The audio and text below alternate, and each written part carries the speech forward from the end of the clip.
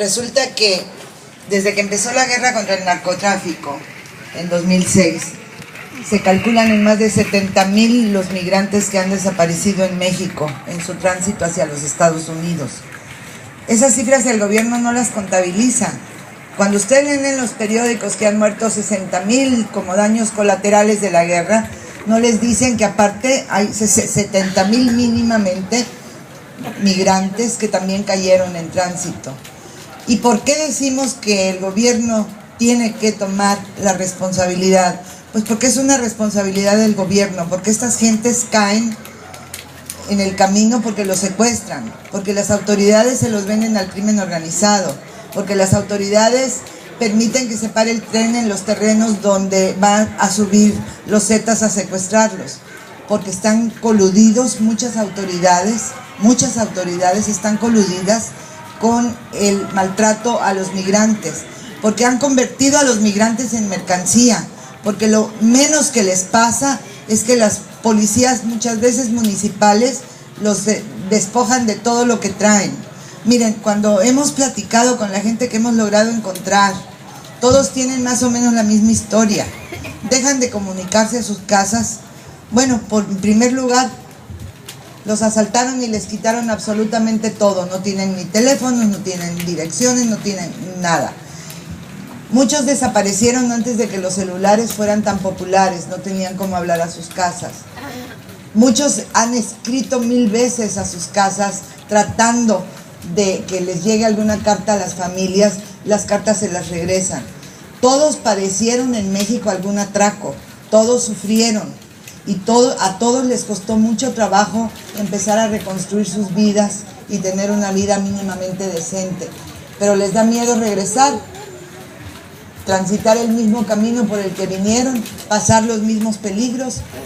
Están más o menos tratando de sobrevivir, no tienen documentos, no pueden ir y volver.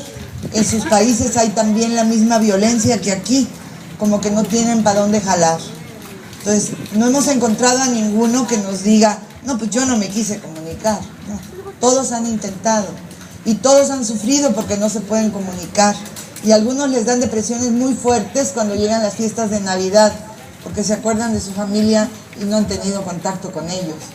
Entonces, el gobierno mexicano tiene una enorme responsabilidad, no solo porque en muchas ocasiones es cómplice, sino porque no hace nada. Les explico, por ejemplo, si tuviéramos una base de datos de todos los extranjeros que están recluidos en los cerezos mexicanos, en las cárceles mexicanas, pues ahí cuando menos habría algo en donde empezar a buscar. Pero resulta que los que hemos hallado en los cerezos ha sido de uno por uno, porque vamos de uno por uno, porque no hay una base universal. ¿Y saben cuántos cerezos hay en México? Son un chorro. Y es el cuento de nunca acabar, es trabajo hormiga, trabajo desgastante, ir a buscar en todas partes, en los hospitales, en los centros de detención del INAMI. Entonces no nos ayudan.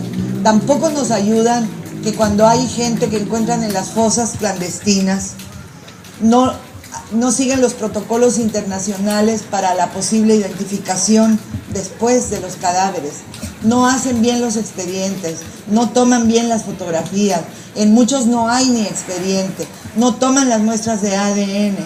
Bueno, todo eso nos han prometido en las caravanas y vamos avanzando poco a poco, pero falta mucho para que de veras estén ayudando a las madres, estas que vienen y otras muchas más que no vienen y que están en sus pueblos añorando la llegada de sus hijos.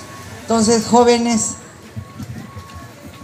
esto es una cosa de humanidad, esto es una cosa de aprender a ser solidarios y esto es algo, si ustedes ven a un migrante en problemas, traten de ayudarlo. Si ustedes ven a algún migrante en peligro, traten de ayudarlo. En México decimos que ninguno de nosotros podemos decir que no tenemos un pariente, un amigo o un conocido en los Estados Unidos. Pero ¿saben lo que están diciendo en Centroamérica? En Centroamérica empiezan a decir que no hay un centroamericano que no tenga a un amigo, a un pariente o a un conocido desaparecido en México. Y es una vergüenza nacional. Y todas las cortes internacionales nos han condenado y el gobierno sigue diciendo aquí no pasa nada, estamos perfectamente bien.